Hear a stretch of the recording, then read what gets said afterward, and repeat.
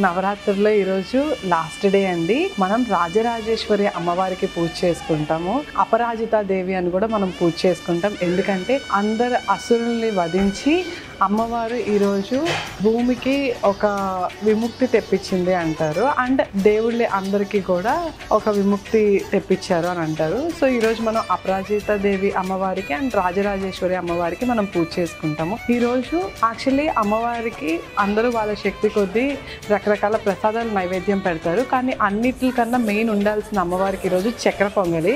బియ్యము మనం ఒక కప్ తీసుకుంటే పెసరపప్పు హాఫ్ కప్ తీసుకుంటే సరిపోద్ది.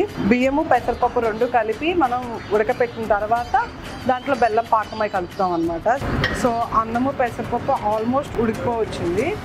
సో ఇప్పుడు ఇందులో బెల్లం వేసుకుంటాము. బెల్లం అంతా మంచిగా ఈ రైస్కి పట్టాలి. ఇప్పుడు